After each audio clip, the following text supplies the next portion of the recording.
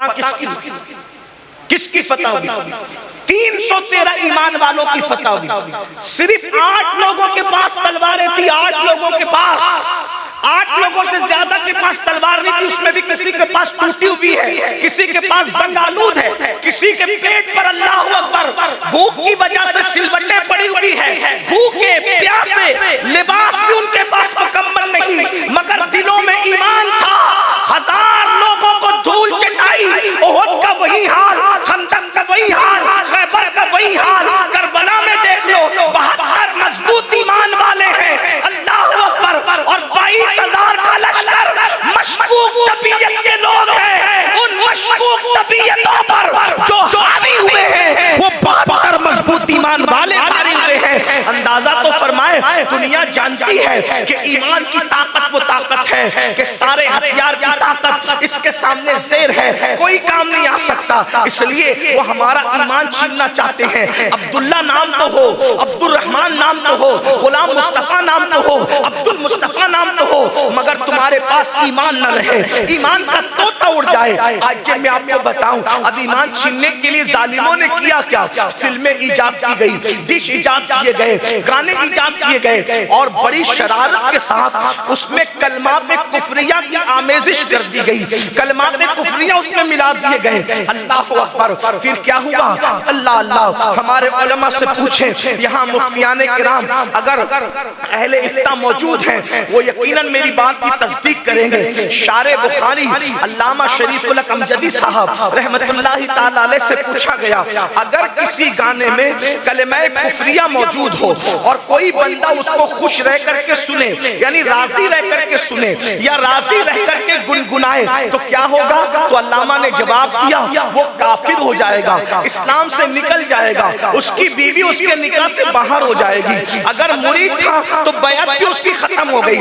یہاں تو بہت کود کود کر کہتے ہو ہم تاج الشریعہ کے مرید ہیں، ہم حضور امین ملت کے مرید ہیں، ہم تو امین شریعت کے مرید ہیں، ہم قادری ہیں، برکاتی ہیں، رضوی ہیں، اشرفی ہیں، مداری ہیں، وارسی ہیں۔ میں نے کہا ایمان کا طوطا اڑ گیا تو رہ کیا گیا؟ بتاؤ کتنے لوگ ہیں جن کے جن کے کان گانوں کی آواز سے محفوظ ہے؟ مجھے بتاؤ کتنے کان ہیں جو گانے نہیں سنتے، کتنے کان ہیں جو گانوں سے محفوظ ہے؟ شارح بخاری کا فتویٰ بھول گئے، شارح بخاری نے اپنی طبیعت سے نہیں اسلام کے اصولوں کے مطابق دیا، کلمات کفریہ کوئی راضی رہ کر کے سنے، کلمات کفریہ پر کوئی راضی رہا، سنا یا گایا، وہ کافر ہو گیا۔ اب بتاؤ مجھے، اللہ اکبر، تحفظ ایمان صرف اسی کا نام ہے کہ ہم جلسے میں نعرے لگا کر کے چلے جائیں؟ کتنے اشعار تم نے سنے ہیں اپنے من میں ٹوٹ کر، پاجا سراغ زندگی تو اگر میرا نہیں بنتا نہ بن، اپنا تو بن۔ مجھے بتاؤ ایمان کا تحفظ کیسے ہوگا؟ جو قوم کانوں کے دروازے پر ایمان کا سودا کر چکی ہو، جو قوم کانوں کے دروازے پر ایمان کو فروخت کر چکی ہو، وہ قوم کس طریقے سے ترقی پا سکتی ہے؟ وہ قوم کس طریقے سے کامیاب ہو سکتی ہے؟ اللہ اکبر، بلال حبشی کو پیٹا جا رہا ہے، اتنا پیٹا جا رہا ہے کہ اللہ اکبر سینے پر پتھر ہے، نیچے گرم ریگزار ہے، اور جب پیٹا جاتا ہے کہا جاتا ہے بلال کلمات کفریہ کہو۔ بلال کہتے ہیں احد احد احد، اللہ ایک ہے، اللہ ایک ہے، اللہ ایک ہے۔ مجھے بتاؤ وہاں کوڑے اور چابک بلال کا ایمان نہ چھین سکے، اور ہم نے گانوں کی دہلیز پر ایمان کا سودا۔ پھر کہتے ہو اللہ کی مدد کیوں نہیں آتی؟ پھر کہتے ہو اللہ کی مدد کیوں نہیں آتی؟ یاد رکھنا، جلسوں میں بھیڑ کرنے سے انقلاب نہیں آتا، سر سیاسی جلسوں میں گنے جاتے ہیں، مذہبی جلسوں میں نہیں۔ یہاں تو چند صاحب دل ہو، 72 اتنے ہی کافی ہوا کرتے ہیں۔ آپ کو جلسوں میں بڑی تعداد میں دیکھ کے ہم اللہ کا شکر ادا کرتے، اللہ ہماری قوم ہمیں سننے آ گئی، تیرا شکر ہے، لیکن ہمارے کلیجے ٹھنڈے نہیں ہوتے، ہمارے کلیجے اس وقت تک ٹھنڈے نہیں ہوں گے جب تک ہماری قوم اپنے علماء کی، اپنے مشائخ کی، اپنے خطبہ کی باتوں کو سنجیدگی سے نہ لے۔ روزانہ سنتے ہیں، آپ کو نہیں پتا اللہ کے رسول صلی اللہ علیہ وسلم نے ارشاد فرمایا کچھ لوگوں کے مکان راتوں رات ڈھا دیے جائیں. آپ کی توجہ چاہیے، جو رہنے دیجئے جیسا ہو، تھوڑی دیر سن لے، بعد میں سب سیٹ کریں. تھوڑی توجہ، بہت اچھے سن لیں، تھوڑی دیر.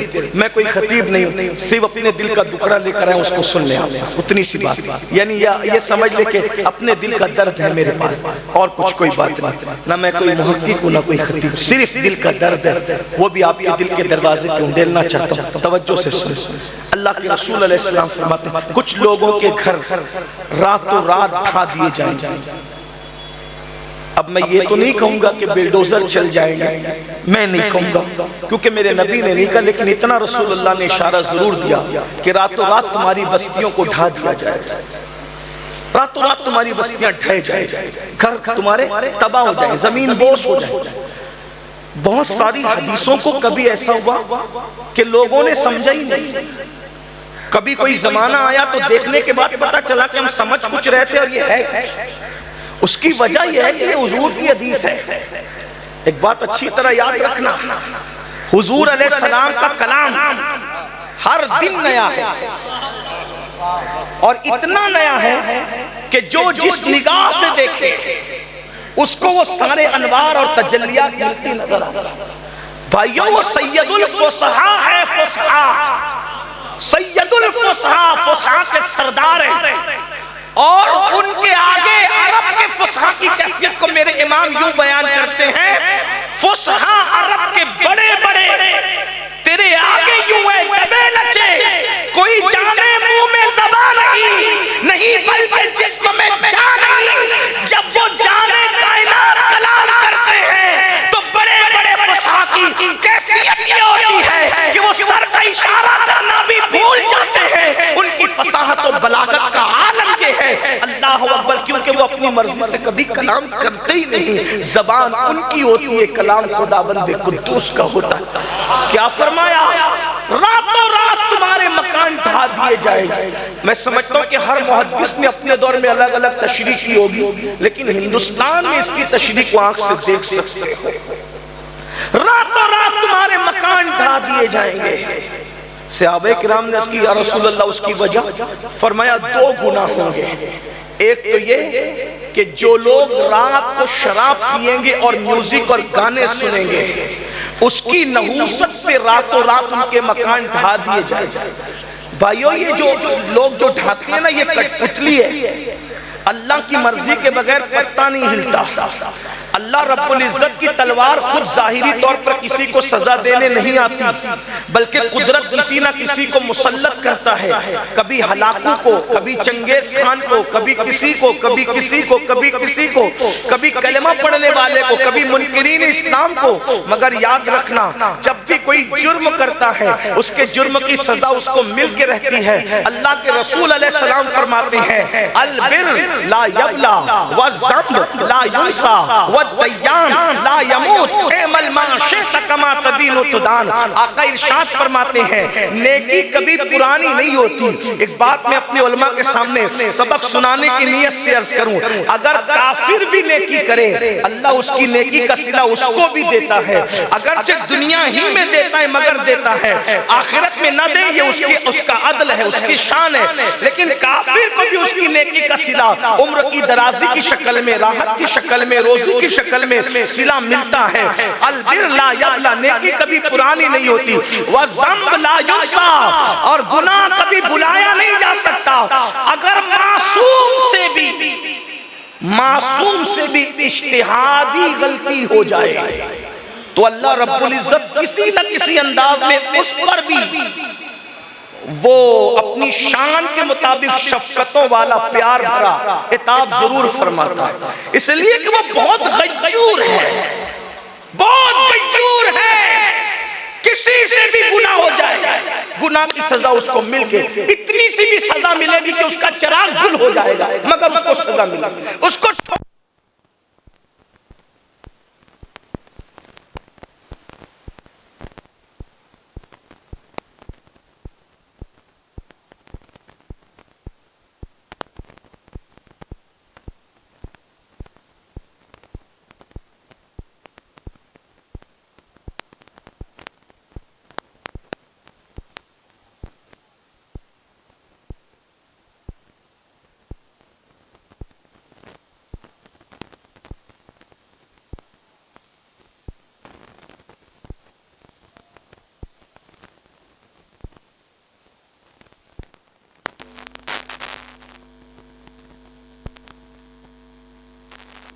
وبارک علی سیدنا و مولانا محمد معدن الجود والکرم وآلہ الکرام اجمعین صلاۃ و سلام علیک یا جد الحسن والحسین۔ چراغ کے گل ہونے کی شکل میں، کھجلی آنے کی شکل میں، آنکھ پھڑکنے کی شکل میں، درد سر کی شکل میں، بیماری کی شکل میں، کسی نہ کسی شکل میں اس کے گناہ کی سزا اس کو مل کر رہے گی۔ اس کی سواری کا اگر ٹائر بھی جو ہے وہ پنچر ہو جائے، یہ بھی کسی نہ کسی گناہ کی وجہ سے۔ بہت خوبصورت کپڑا پہنا، بہت خوبصورت، اگر اس کو چائے کا داغ لگ گیا تو وہ بھی کسی گناہ کی وجہ سے لگتا ہے۔ یعنی اگر ہمارے کپڑے بھی میلے ہوتے ہیں تو کسی نہ کسی گناہ کے سبب سے ہوتے ہیں۔ یہ میں اپنی مرضی سے نہیں کہہ رہا ہوں۔ حضرت داتا صاحب علی حجویری رحمت اللہ علیہ فرماتے ہیں، ہم اپنے مرشد کے ساتھ بارش کے موسم میں چل رہے تھے تو ہم نے دیکھا کہ مرشد آگے آگے تھے، ہم پیچھے پیچھے تھے۔